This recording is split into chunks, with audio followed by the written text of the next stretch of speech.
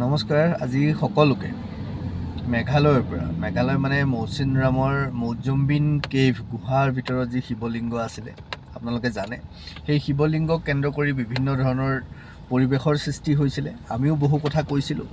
সংবাদ মাধ্যমত ৰাষ্ট্ৰীয় পৰ্যায়ৰ সংবাদ মাধ্যমতো বিষয়টো আলোচনা হৈছিলে মেঘালয় পক্ষৰ পৰাও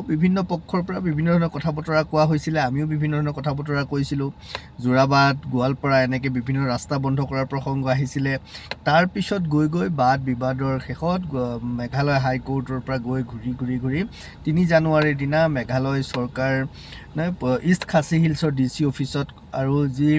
দৰবাৰ লোকেল দৰবাৰ যি আছে মৌজুম্বিন কেভৰ শিৱলিংগৰ সেইখিনি তেওঁলোকৰ সকলোৰে সহযোগত আমি বহি এখনি সভা কৰি তাৰ পৰা যিটো নিষিদ্ধ আছিলে আগষ্ট মাহৰ পৰা 2024 চনৰ আগষ্ট মাহৰ পৰা যি শিৱলিংগত পূজা সেৱা নিষিদ্ধ আছিলে সেয়া মুকলি কৰি দিয়া হ'ল 3 জানুৱাৰীৰ পৰা আৰু আজি তেতিয়া আমি কথা দিছিলোঁ যে আমি মহাশিৱৰাত্ৰিৰ দিনা আমি তাত সেৱা কৰিবলৈ আহিম কথামতে আজি আমি কিছু সময়ৰ আগতে আমি মেঘালয়ৰ মৌচিনৰামত মৌজুম্বিন গুহাৰ ভিতৰত থকা প্ৰাকৃতিকভাৱে সৃষ্টি হোৱা শিৱলিংগ দৰ্শন কৰি আহিলোঁ খুব সুন্দৰ শিৱলিংগ ওপৰৰ পৰা মানে এক নিৰ্দিষ্ট মাত্ৰা টুপকে একদম পানী পৰি থাকে প্ৰাকৃতিকভাৱে শিৱলিংগটিৰ ওপৰত আপোনালোক সকলো আহিবচোন সকলো চাব আৰু সকলো আহিব লাগে প্ৰকৃতিয়ে সৃষ্টি কৰা ভগৱান নিজে থকা আচলতে আমাৰ এই গোটেই ক্ষেত্ৰখন শিৱ আৰু শক্তিৰ ক্ষেত্ৰ নহয় জানো গতিকে শিৱ আৰু শক্তি ইয়াৰ পৰাই পুনৰ এবাৰ উদ্গীৰণ হ'ব খুজিছে উদ্গীৰণ মানে আচলতে আমাক সেই চেতনা আমাৰ মাজত বিয়পাই দিব খুজিছে যে এয়া প্ৰকৃতিৰ ক্ষেত্ৰ এয়া শিৱ সনাতনৰ ক্ষেত্ৰ গতিকে এই ক্ষেত্ৰৰ পৰা আমি সনাতন সভ্যতা সংস্কৃতিৰ প্ৰতি যিবোৰ ভাবুকি আহিছে সেইবোৰ আমি নোহোৱা কৰিব লাগিব বা সেইবোৰ হ'বও নিশ্চিতভাৱে হ'ব আৰু আটাইতকৈ ভাল লগা কথাটো হ'ল ইয়াত আমি মেঘালয় প্ৰশাসনৰ পৰা যথেষ্ট বিশেষকৈ আপোনাৰ ইষ্ট খাচী হিলছৰ প্ৰশাসনৰ পৰা যথেষ্ট সহায় সহযোগ পাইছোঁ আৰু যি স্থানীয় দৰবাৰ আছিলে তেওঁলোকেও আমাক যথেষ্ট নিজে আগবঢ়াই লৈ গৈছে তেওঁলোকে যথেষ্ট মানুহ ৰৈ আছিলে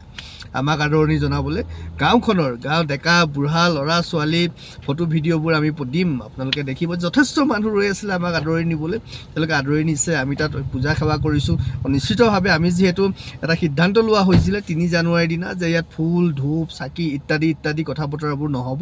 যিহেতু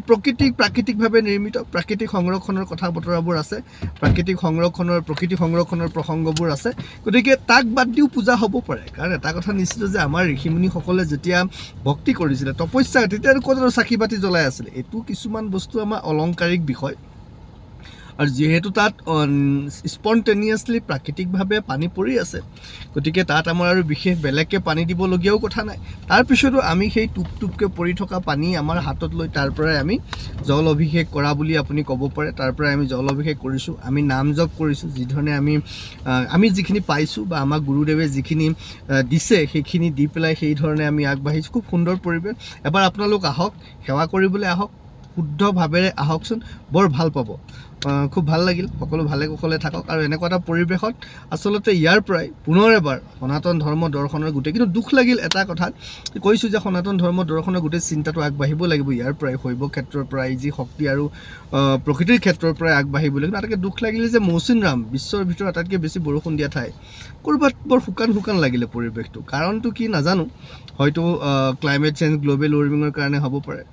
আমি বৰষুণ এইটো নাপালোঁ হয়তো দেখা যাওকচোন কি হয় অন্ততঃ আজিৰ পৰা ভাবিছোঁ দেৱাদিদেৱ মহাদেৱ শিৱই আজিৰ পৰা হয়তো ইয়াত